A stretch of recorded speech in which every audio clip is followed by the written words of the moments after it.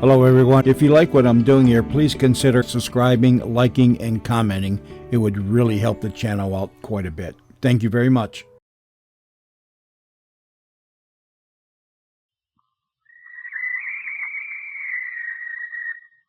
Call all hands. Breach the quarters.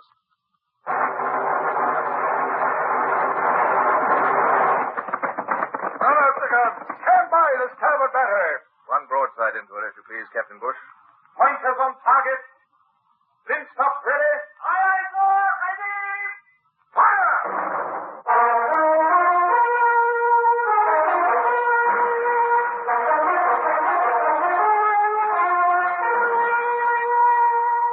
Presenting Michael Redgrave as C.S. Forrester's indomitable man of the sea, Horatio Hornblower.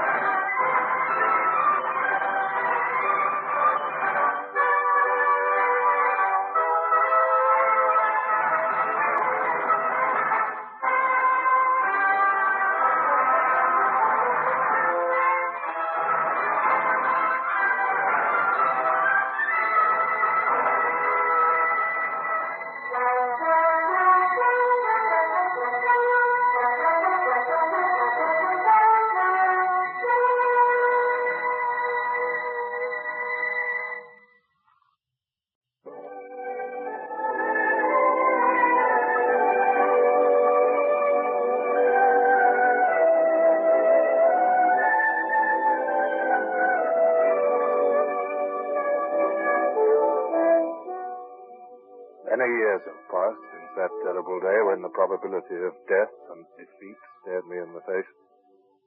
But I can close my eyes even now and feel again that exhaustion and faintness that I dared not let any man see. It was a nightmare pause in a nightmare battle. Two partially disabled ships drifting rapidly apart, and each with no purpose than to patch its wounds and return to destroy the other. I can see the Natividad again, now the score's clearing, sir. How does she bear? About 2 points on the starboard beam, sir. Ah. There. So, too.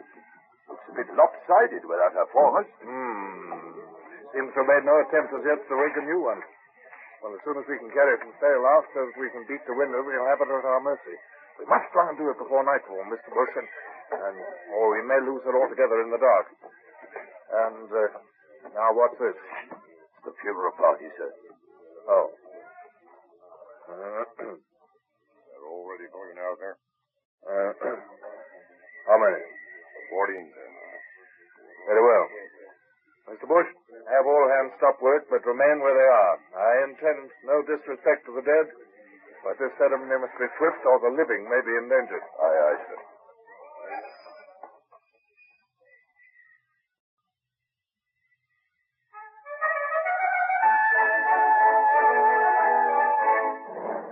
We therefore commit their bodies to the deep.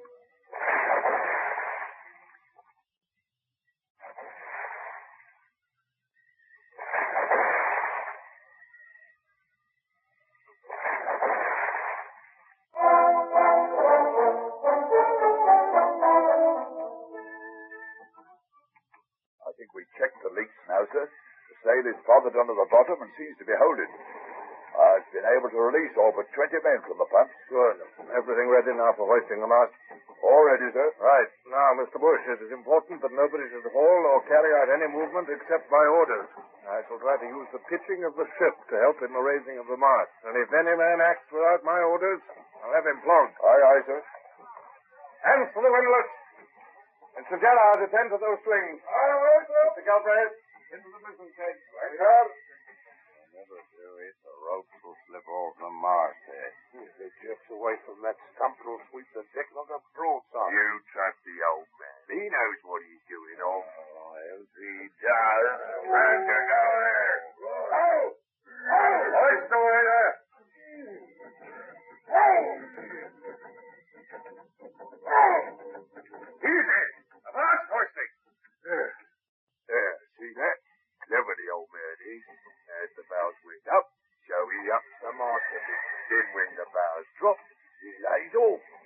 nice time, Daddy.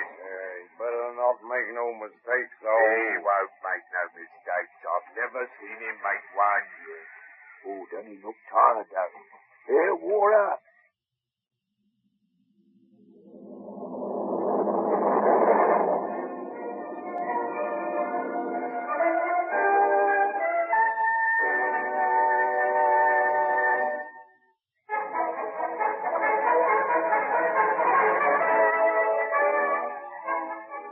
Indeed, by the time the long and dangerous struggle with the mast was over and it stood vertical at last, while the men fished it firmly to the stump of the old mizzen, I was sick with weariness. I'd been on my quarterdeck for over 8 hours with neither rest nor food, and through the stress and labor of the battle. I was beginning to find it difficult to concentrate upon anything, so that Bush had spoken twice before I could force myself to listen. I said, sir, that it was a magnificent piece of work, if you'll allow me to say so, sir. Shall I turn up the topmast and yards now, sir? I fear it'll be useless to attempt to carry any canvas in this wind and sea, Mr. Bush. And the Natividad is barely in sight now. Just a smudge on the horizon, sir. Aye. There's not much chance of renewing the action till the wind takes off a bit. Yes, I cannot imagine the Admiralty accepting that statement in a report. But it's true enough, sir. We're badly knocked about, and the weather's too rough to carry on the fight. Nevertheless, the report would be received with pitying smiles, Mr. Bush. The excuse is too old. Like the uncharted rock, which always causes a wreck. The Admiralty is 10,000 miles away, and they can't judge the strength of this storm from there. Yet even though I should be accused of cowardice, there's nothing I can do until the weather moderates. No, sir, there's not. And in that case, why not take a rest? You look mortally tired, sir. Indeed you do. Let me send and have a berth screened off for you in the wardroom. Fiddlesticks, Mr. Bush. It's you who need a rest. Dismiss the starboard watch and go below and turn in. While the enemy is in sight, I shall stay on deck. But, sir, I gave you an order, Mr. Bush. Aye, aye, sir. Good fellow, Bush, but a fool. A sentimental fool. He'd treat me like an old woman if I'd let him. Yes, I wonder how Lady Barbara is getting on. Oh, confound it. Here's that idiot of a steward. Now, can't anybody leave me alone? Well, Paul Wheel, what do you want? Well, I've been to attend to the lady, sir. I screened off a bit of the orlop for her, sir. The orlop? But the wounded are in there. Well, they're mostly quiet now, sir. Well, I couldn't leave her in the cables here. I sprung the hammock for her, and she nicked into it like a bird, sir. Took a bit of grub, too, and a glass of wine, she did. Oh, very good, Paul. Well, now, it stands to reason, sir. A frigate in the sea like this, and a battle like what we've had is, well, it's a bit rough on an high-born lady. Just confine yourself to facts and keep your opinions to yourself, Paul Wheel. The high-born lady joined this ship of her own free will, knowing that she was about to go into action. Aye, sir. Now, about you, sir. Here's some dry clothes and a chest in the storeroom. I'm afraid the last broadside done for everything in your cabin. But I don't want any dry clothes. Of course you don't, sir. I wouldn't suggest it, except well, if you takes cold, sir, you won't be fit when it catches up with the Natividad. Will you change up here, sir, or come below? Now, look. If I just lash this here hammock chair to the rail, sir, you could sit there when you've changed and have this biscuit and rum, couldn't you, sir? And this here boat cloak will keep some of the spray off you. But you won't have to leave the deck. Paul Wheel, are you presuming to give me orders? Orders, sir? Me? I hope sir knows my place, sir. It's all right, Mr. Bush, sir. You can turn in now. Captain's in his chair and sleeping like a baby, sir.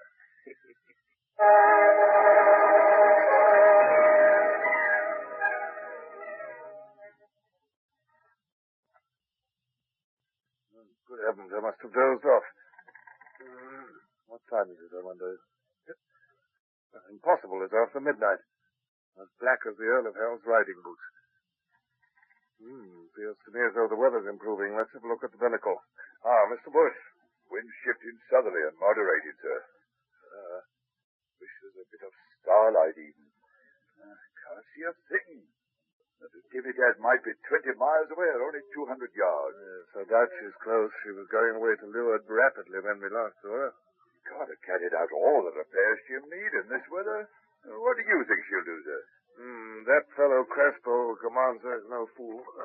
I believe he'll try to avoid us until he can get into the Gulf of Fonseca and refit. He'd like us to follow him into the Gulf, so he'd have the advantage of the shore batteries as well. But he can't make much sail in his crippled condition, sir. And even if he could, the wind is wrong for getting to the Gulf. I had observed that fact, Mr. Bush. I believe he'll reach far out to sea and claw southwards as far as he can. I shall return to my chair until daylight and attempt to work out what is likely to be his position at dawn. Aye, aye, sir. Morning, sir. Sea's going down fast, sir, and the wind's taken off. Sun will be up in 10 minutes. Yes, we'll make sail if you please, Mr. Bush. Here is the course you are to sail. But as I gave the course, I knew that it was sheer guesswork. Every yard I sailed might be away from the Natividad while she hurried to safety. My heart was heavy with misgiving, for I knew that if I had failed, there would be many who would attribute that failure to incompetence or cowardice.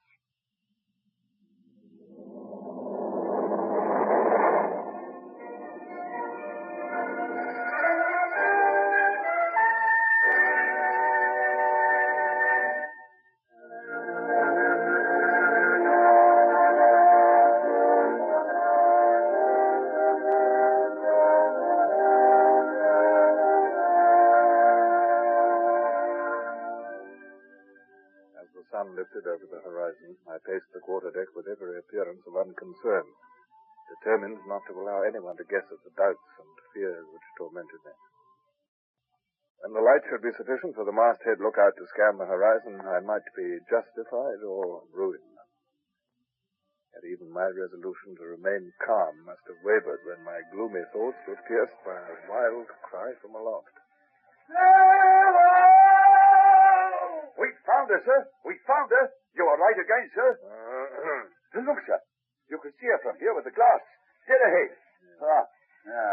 She's coming round, sir. She's running away. Yes, Crespo wishes to postpone action. He prefers discretion to heroics, and quite rightly, Mr. Bush. However, set every stitch we can carry, send the hands to breakfast. If we engage, there's no telling when they'll eat again, if ever. Aye, aye, sir. Hands to breakfast. We're gaining, sir. She'll not get away this time. We'll blow her right out of the water. Never underestimate your opponent, Mr. Bush. Those 24-pounders of hers are heavy metal. We have a ship which is leaking like a sieve, has a makeshift rig, and is 64 men short. And our firing force is far inferior to hers. You think the wind's going to hold, sir? Seems to me as if the sun's swallowing it. Ooh, it's getting mighty hot, too. It'll be just our luck to lose the wind now. I can't trim it any more. Hi! You're at the wheel. Here's small blast you. I can't, sir, begging your pardon. There ain't enough wind. Damn it, he's right. The wind's gone, sir. And look at that sky. It's like brass. But in that dead calm and well out of range. We will tow with the boats. Have the launch and cutter hoisted out. Boats away! Cutter's crew! Launch's crew!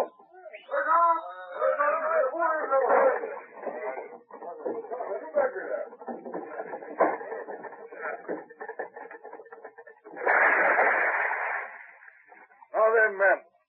You've got a hard task, but it must be done. You've got to pull. Pull till your muscles crack and your hands burst.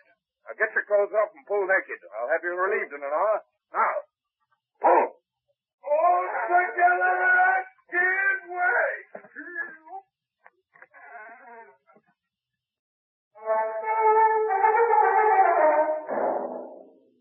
Look at that, Mr. Gerald. That puff of smoke from the Natividad. Yes, she carries 2 long 18s aft. We're going to run the gauntlet of those for the next hour. That was nearer. About 50 yards on our starboard quarter. Mr. Gerard, ask Mr. Marsh to see what he can do with the long 9 on our forecastle. I know it's not much use, but it'll cheer the men to feel that we're replying. All right, sir. He's ready and waiting. Very good, Mr. Marsh. Show them some shooting. Stand by, gun crew. Give me the lanyard. You cable weight the sound of it. Very good. Try again. Here comes some more, fellows.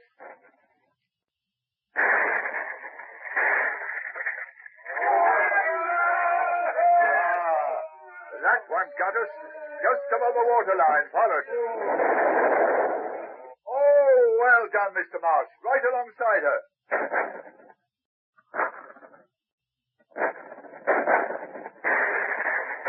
Hello. What's she up to now, sir? The boat's pulling her bows round. Yes, Mr. Bush, we shall now have 25 guns trained on us instead of 2. She's positioning for a broadside. We shall have some pebbles about our ears ere long, lads. Let's show them that Englishmen don't care.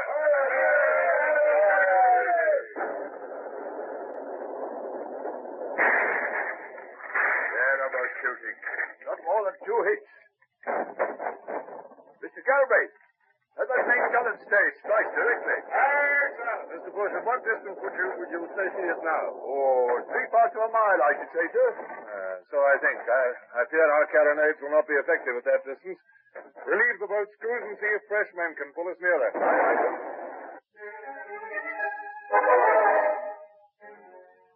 It was intolerably hot. The smell of pitch from the deck seams, the bitter tang of powder, and the smell of the blood from the wounded, combined with my fatigue and anxiety to make me feel deathly sick. I feared to disgrace myself by being sick in front of the men. They, too, no longer joked at the guns. They were beginning to sulk under punishment. It was a bad sign. Sullivan! Sir! Here, Sullivan. You your fiddle? Aye, sir, I have that. Then we'll have a hornpipe. Tenskin, Hall, McAvoy. A hornpipe from each of you and a guinea for the man that does his best.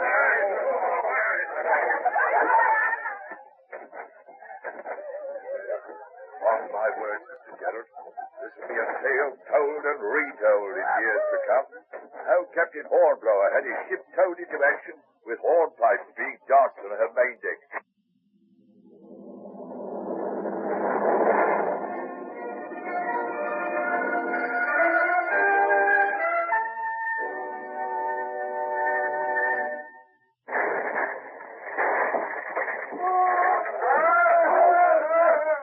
The launch is sunk, sir.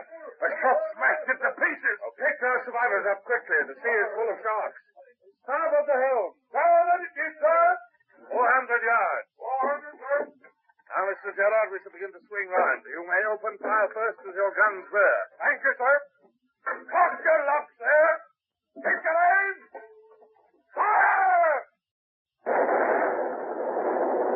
Give them another, lads. Pump in into them. Sir, Captain Hornblower, sir, Mr. Howell sent me. Yes, well? Starboard side chain pump knocked all to pieces. Well, my boy? Well, he's rigging another one, sir, but it'll be an hour before it works. He told me to tell you the water's gaining a little, sir. Very well. Please, sir. There was 14 men all knocked to smash at the pump. Horrible, sir. I see one man say it. No, boy. Run back to Mr. Howell and tell him the captain is sure he will do his best. Oh, I see. There's too much smoke to keep company, but it's my belief we've hit her hard, sir. Confound this smoke. It's like being in a fog. Crystal, what is it? I think I can feel a very light air blowing, sir. Yes, I believe there is. Look at that. Look. The smoke's blowing away, sir. Oh, just look at the Natividad. Oh, she's a wreck. There's only hundreds of knots standing. Rigging all round her like a net. And look at that great hole in her side. There's 3 gunboats standing in the world there. She's low in the water, but she's still fighting, by heaven. We'll be on her soon. The closer we are, the quicker we'll finish it. And stand by to repel orders. But carronades load with grape shots. Look at them crouching on their forecastle. They're going to try and board us. Hell, here they come. Carronades, fire!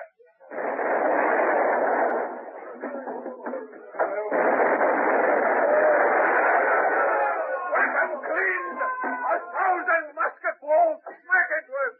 She's finished. There's no crew left. She's firing.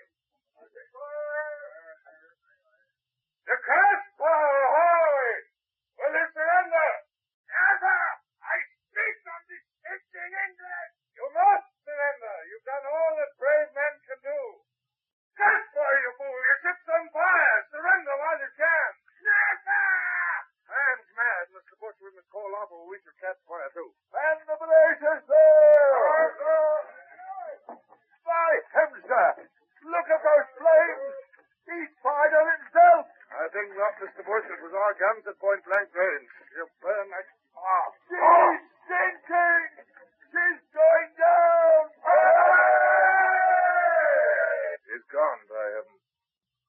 nice as though she'd never been.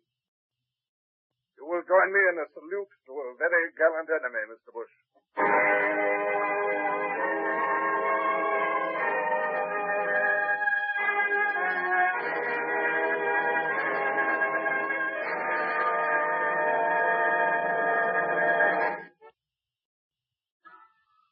Horatio Hornblower, starring Michael Redgrave, is based on the novels by C.S. Forrester.